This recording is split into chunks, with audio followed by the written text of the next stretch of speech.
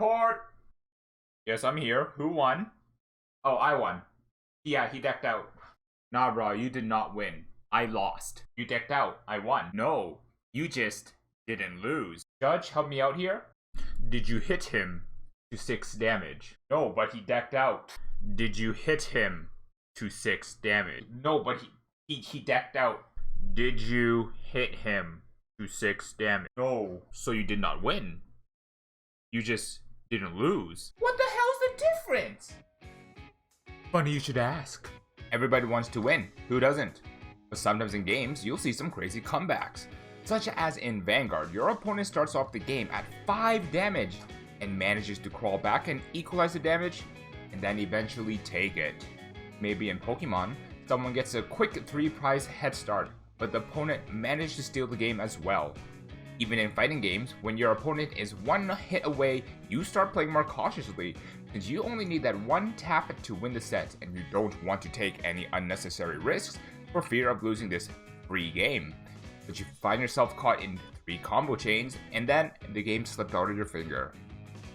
It's because at some point in these games, the player in the lead became scared and started playing to not lose, rather than to win. The leading player wanted to keep the status quo of being in the lead, started becoming more cautious, perhaps even too cautious, playing reactively rather than proactively, not pushing their advantage and allowing the trailing player who now hungers for that victory to take those risks that they need to win, you take them for free, and then they get rewarded for it. And now, a message from our sponsors. This video is sponsored by Strictly Broken TCG, where you go for your Bushiroad card game needs. Looking to foil out your overdressed trial decks? Look no further, cause Overdressed Festival Collection 2021 pre-order for singles are out now on Strictly Broken TCG. Not only that, but the highly sought after and Diablo Voice Jared is right here in this set. You can use discount code SBTCGITSTOKUTV at checkout for 8% off singles. And now, back to the video. Welcome back to class. Today, I'm going to talk to you guys about winning versus not losing, being right versus not wrong, alive, not dead. You get the point. In Vanguard, there's a lot of risk analysis decision making you have to make, particularly when guarded. I'd like to illustrate this concept with an incredibly large-scale example and go to a small-scale example to show off the intricacies of this decision-making. All in all, this concept refers back to respecting the win con of your deck and your opponent's deck as well. Check it out in the aged but relevant YellowCard Cram School video linked in the description. In our hyperbolic inflated extreme case, our opponent swings for a lethal 5-2 guard. In our hand is a 5k guard, but this is also a combo piece, as well as a part of our win con, and a 15k trigger. Now, playing efficiently might mean you throw the 5k guard, so you have the 15k trigger to guard for a future heavier attack. But, fast forward to your turn, and all you have now is your Vanguard and that trigger in hand to try and go for game. Probably not going to happen. This play is what I would like to call playing to not lose, rather than playing to win. On the other branch of this thought experiment, if you overguarded to guard with the trigger and then keep the combo piece in hand, this piece might fetch you another piece, which becomes a new formidable attacker, and that kind of chain of events might lead you to actually win the game. This play is called playing to win. In another example, we can go a bit more specific. Say your opponent has assembled a board that can go for lethal, and you have just enough cards to guard everything. They swing with Marjorie, 23, Marjorie, 23, Bruce, 13, 4 triggers of course, and use the final rush effect to restand. They swing again with Marjorie, 23, and Marjorie, 23, hoping that they didn't get any triggers. We then guard the first attack with a 15k trigger, guard the second with another 15k trigger. We PG the Vanguard for fear of triggers, we're gonna guard with our 5, double intercept the 4th attack, and we're gonna PG the last attack.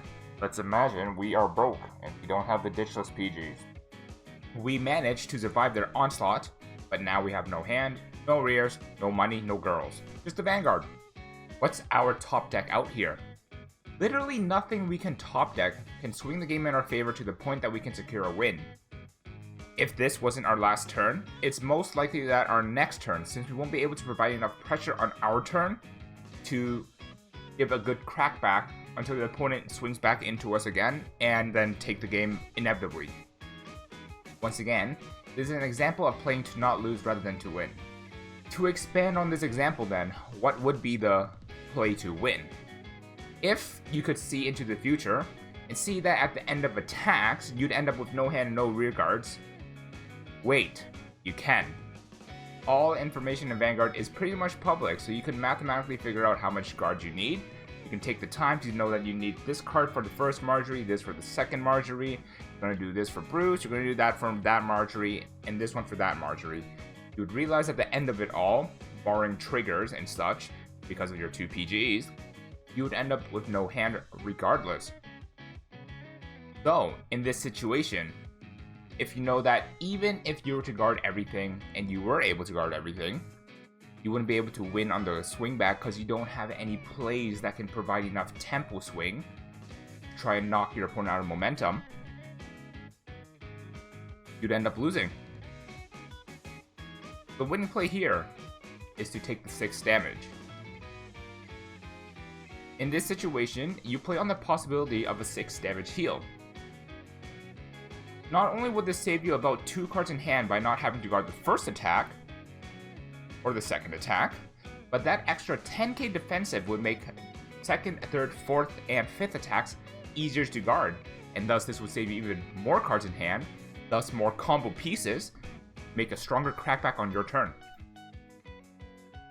To further elaborate on this example, by guarding heavily, we lived a turn, but ended up doing nothing with our 1-up, and would most likely lose on the next turn again. Whereas, by playing for the heal trigger, we managed to keep combo pieces, keep our win con, and we were able to produce a stronger board on the crackback, which would actually have a potential to win the game. In summary, playing to win versus playing to not lose is in its essence very mental. In the latter example, you need an incredibly resilient mental game to recognize that sometimes the winning play is to take that 6 damage.